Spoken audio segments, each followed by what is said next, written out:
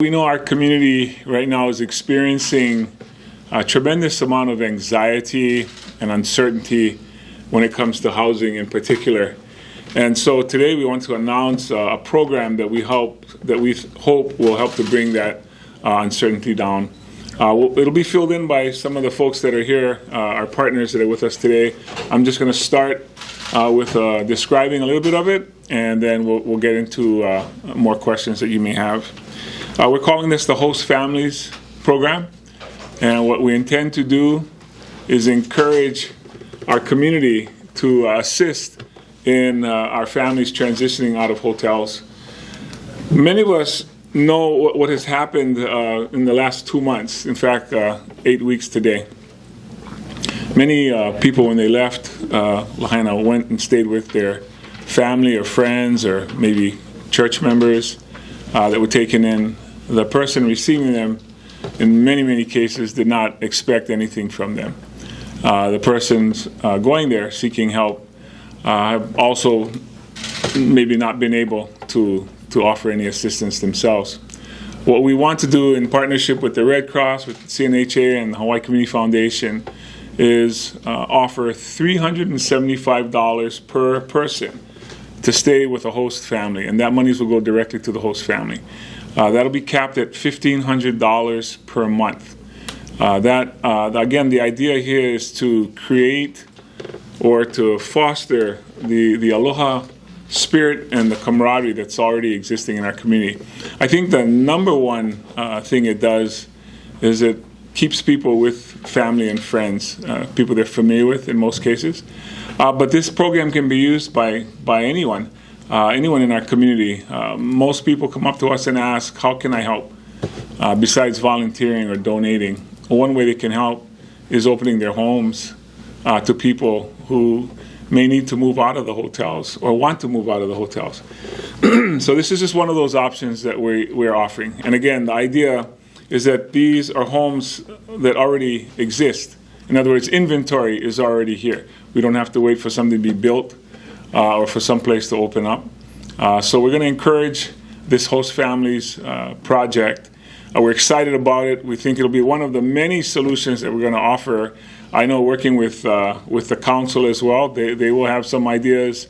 Folks in our community have offered us ideas as well, in addition to what the state is doing with the Airbnb projects. So I'm going to turn it over to some of our other speakers here today to add and fill more in. But again, we're calling this the Host Families Program, and we will continue to do this as a way of strengthening our community. I should have added this. Not only is this existing neighborhoods and inventory, but these are places where there are schools, churches, stores, other neighbors in the area. So we think this will be something that people will be open to, that we're already doing in our community, and we just want to encourage more of it. We're very happy to partner today with the Mayor, as well as with the Red Cross and Hawaii Community Foundation to launch this program. As to what Mayor was saying, there's a lot of folks already doing this. We, through our Kāko'o Maui Resource Center, as well as Mayor's recent town halls, we questioned those that were there that have come into our resource center, and over 25% have indicated that they're staying with friends and family now. So one goal that this program hopes to achieve is just provide some immediate stability to those hosts, so they can buy the added food, cover the added expenses to host those families. This program, to Mayor's point, also allows others that may want to take advantage of this, recognizing that there is added costs and burden, that we could potentially increase what's available to them in the housing inventory. The details of the program, as Mayor was sharing, $375 per person, up to a cap of $1,500. This program is available statewide. It's not just Maui County that's eligible. So if you're on Kauai or if you're on Hawaii Island, staying on Oahu, you're eligible for this program. This is kind of like a pilot phase. We have the commitment of Red Cross, their financial support, as well as Hawaii Community Foundation. So we're committed to a 6-month term right now, and of course, added support if the program is successful. The hope here, again, is to have options. So families now have more options than than what's currently available. Our team, the long-term recovery team, will be the team that is in the community working alongside partners for the next 2 to 3 years. Tragically, on August 8th, the Maui fire stole something really, really important. It is something, I've been doing humanitarian work for my entire career. I've been a Red Crosser for many years as well. There's something nascent about the community in Hawaii and in Maui that is really unique. With this program, we are hoping to honor what makes Maui unique, what makes Hawaii unique, supporting the communities of Maui to share their ohana. And it is in that spirit that we are here to welcome this program into the community, into the recovery fray. The Council for Native Hawaiian Advancement, where did Kuhio go? And others at the Hawaii Community Foundation. We have been fortunate enough to develop a really collaborative, trust, respect-based relationship, and it is in that spirit that we are excited about this program. Every disaster is unique. Every single Red Crosser will say that to you. Speaking specifically about the long-term recovery team at the American Red Cross, we are humanitarians. And we are deeply committed to meeting the communities where they are with the unique needs and aspects that communities have. HCF is so honored to have worked with the Mayor's Office, the Office of Recovery, CNHA, and the American Red Cross to make this program a reality. So many families have lovingly opened up their homes in the aftermath of the fires to individuals and other families who have needed a place to stay. We know that having guests and being a guest isn't always easy. There are inconveniences and there are sacrifices that people need to make. But we all know that when a friend or a family rallies around us, it can make the hurt a little better and it can make the healing more of a reality. So this program is here to put resources into the pockets of households who have graciously put out the welcome mat for people to stay with them. And the way we see it at HCF is this is Hawaii people helping Hawaii people. Mahalo.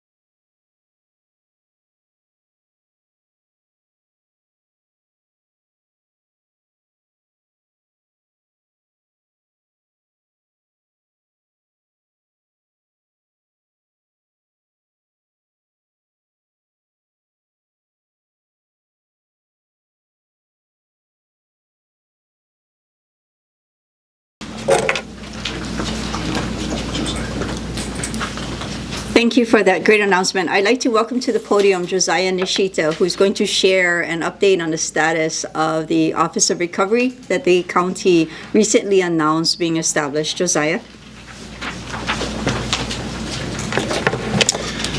Aloha, everyone. My name is Josiah Nishita, and I'm leading the county's Office of Recovery and its efforts. Today, I'd like to share with you some updates with where we're at in the formation of the office. In order to be efficient and effective and to avoid reinventing the wheel, so to say, we have been learning and communicating with various jurisdictions across the country who have experienced wildfire disasters in their communities, and we've already significantly benefited from their expertise. We know Maui is different and unique in so many different ways and thus should be treated as such. But we do hope to take and implement many of the lessons learned, the pitfalls that others have gone through, as well as best practices that they've established to learn from their mistakes as well as successes. I did have the recent opportunity to attend the GREAT committee meeting last Wednesday at the Westin held by the council. It was very well attended, and we appreciated the opportunity that gave for community members to express their desire for recovery of Lahaina. Many great ideas, thoughts, and hopes were shared, many of which were centered around things like, 1, creating better emergency plans and evacuation routes, establishing greenways and more resilient communities. 2, housing insecurity. 3, desire for underground utilities, wastewater reuse, roadway and sidewalk improvements, and water restoration and conservation efforts. 4, stronger emphasis on growing food and native plants, and the protection, preservation, and restoration of historical and cultural sites. 5, focusing on the health and well-being of our communities post-disaster. And 6, economic diversification and resiliency efforts. We are focusing on these 6 key areas that reflect what we have heard from the community since the wildfire. The first is community planning, which will be responsible for identifying, assessing, and providing resources and support to post-disaster community planning. This group will be the lead on community engagement for the recovery processes. The second is housing, which will assist in facilitating access to housing assistance and both interim and permanent housing solutions, drawing upon resources from our state and federal partners, as well as the private sector and nonprofits. The third is infrastructure, which is responsible for overseeing the restoration of all infrastructure and utility systems. The fourth is natural and cultural resources, which will ensure the protection and rejuvenation of the ecosystems, landmarks, and cultural sites. The fifth is health and social services, which will oversee the assessment of medical and other public health needs, food and nutrition, behavioral health, and social services networks. The last is economic recovery, which will help to develop strategies for restoration of economic activity and workforce development. We are also in the process of preparing a budget amendment for Council's consideration on the initial funding and staffing needs for the Office of Recovery, and are also preparing to issue a request for proposals soon for expertise and assistance throughout our recovery framework. More details will be shared from these core areas as we go along.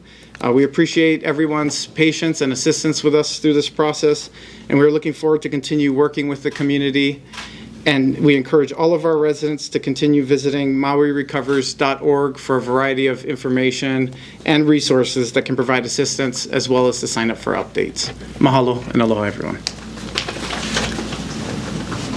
Thank you, Josiah. At this time, we'll open for questions. As I told you a little earlier on, we're short on time, and we'll take one question each per reporter. I see Ali'i raising his hand. If you could give us your media outlet and your name, even though I just told everybody your name. Ali'i with KITV. How do people apply for the funding? Okay, the question is, how do people apply for the funding, Kuhio?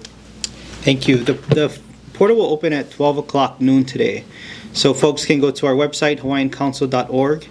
There's an online portal. We also want to encourage Maui people to just go to our Kaka'o Maui Resource Center, and they'll get the assistance they need right there to apply.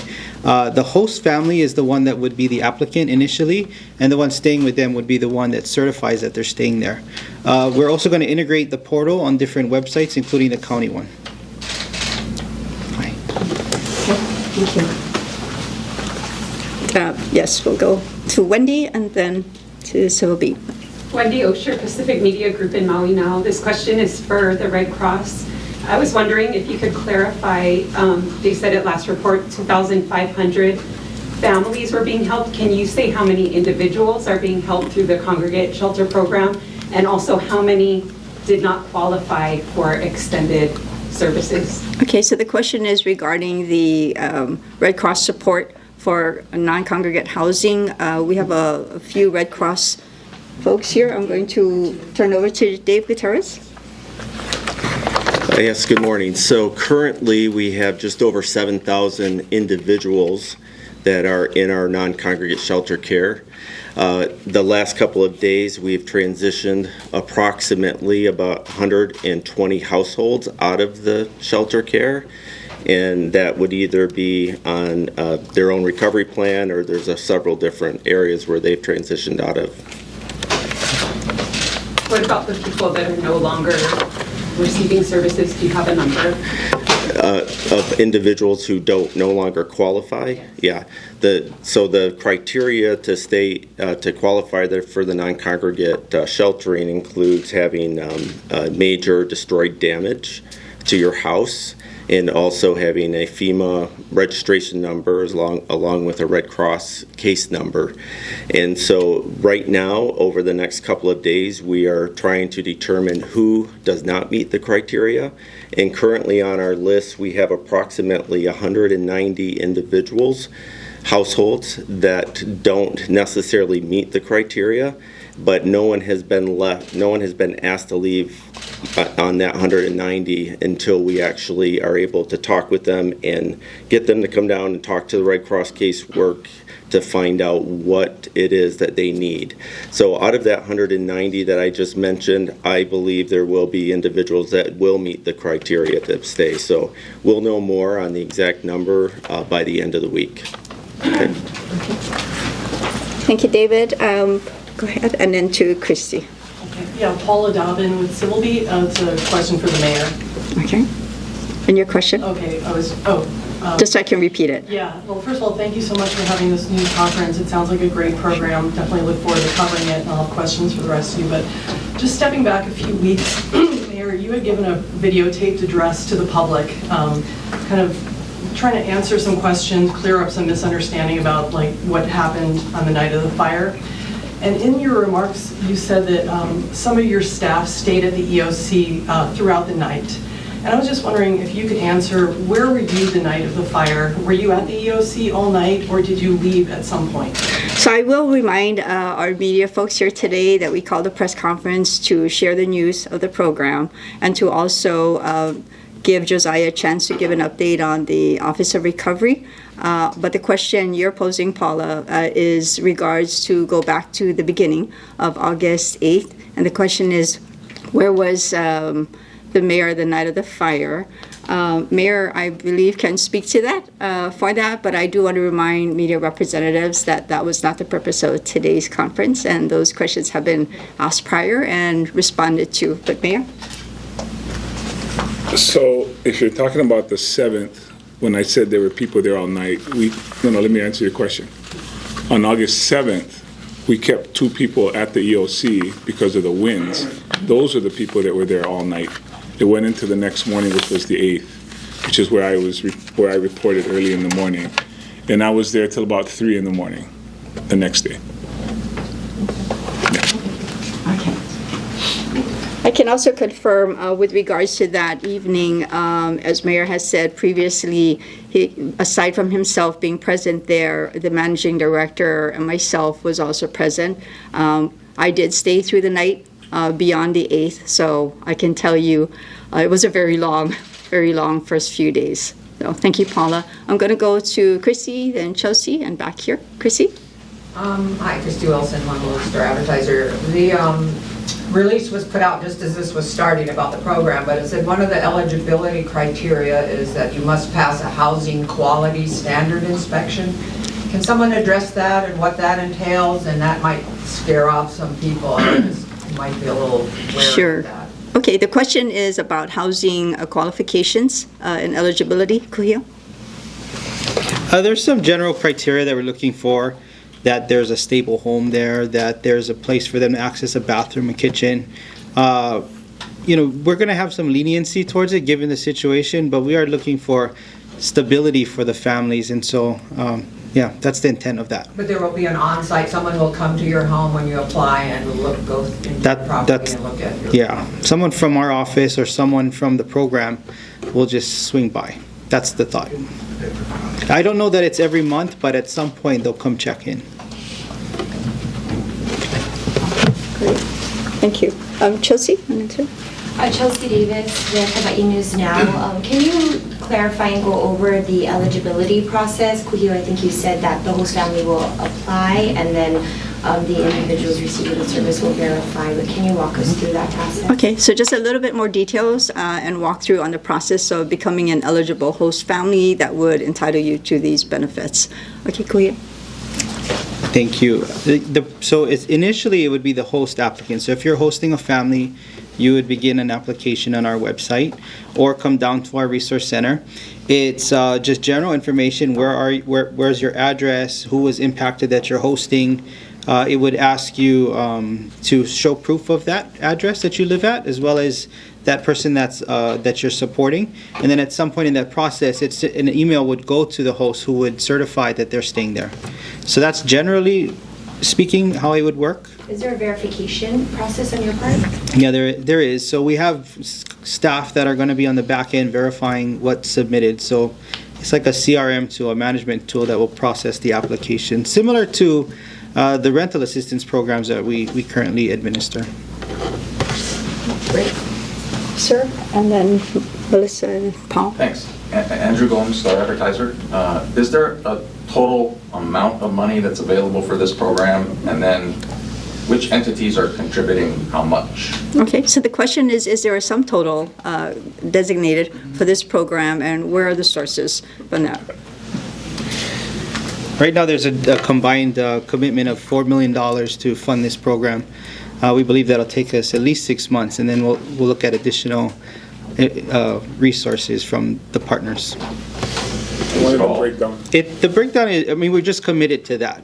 So I think it could be equal shares. It could be Red Cross, since they have more resources than all of us. So we haven't decided what the breakdown is. We're just committed to $4 million. Okay, Andrew.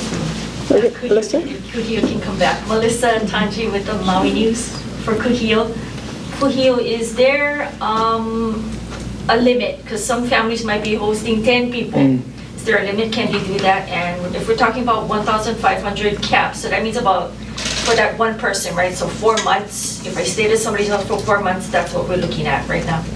So a little bit more explanation on the cap that a family that could benefit from this program receive. Yeah, and how much the hosts can. Yeah. So this is a heavily discussed topic because we know there's multi-generational families. Right now, and we are still in a phase where we're going to learn a lot, likely in the first 30 days, and we'll make adjustments, but it's capped at $1,500. So it's $375 for each individual, but then it stops at 4 people, which equals the $1,500. But you can have more than that live there. It's just that's going to be the cap for now, anyway. So 1,500 is the cap for one host family to Correct. have per month. Correct. Got it. Per month. Paul? Thank you. So I apologize for deviating, but in fairness to the mayor, I think we need to ask. Mayor, our investigation has shown that top leadership in the county had direct warning after 2018 that a similar fire could cause great problems, take out the town of Lahaina to wit. The chief, David Tyne at the time, told Chief Ventura and others before the Safety Commission. There's also a major news conference that at least 2 or 3 of us in the room were at, where the top officials that are currently in place, including Chief Ventura, also heard people didn't have, the firefighters had dry hydrants, there were no sirens, there were no warnings on phones. The people that are victims that we've talked to with respect to this story have said that they think there should be a clearing of leadership at the fire department at the very least. Could you please respond? The question is, with a previous administration, there was knowledge of fire incidents with some gravity and some results from that. And so with the current leadership still in place in different departments, could the current administration today comment on that? Mayor? I appreciate that this is being asked in fairness to the mayor, even though this is not really a question for me. But I will tell you that there are several investigations currently going on. And I'm sure that investigation will include everything that has happened in the past and everything that's happened as a result of this. We are just as eager to find out where we can improve, what we can do better as anyone else. Our job is to prevent this from ever happening again. And that's our commitment to our community. The details of what you ask will come out in that investigation. And again, we look forward to that as well. Thank you, everyone. For follow-up questions, I do know that the press release on the program was issued with a little bit more details. The website is now running for the host family benefits, and MauiRecovers.org continues to be one of the most popular websites that we have working for our community. So at this time, we'll conclude. We thank you for being here today, and if you have follow-up questions, just let me know. Thank you, everybody. That's it.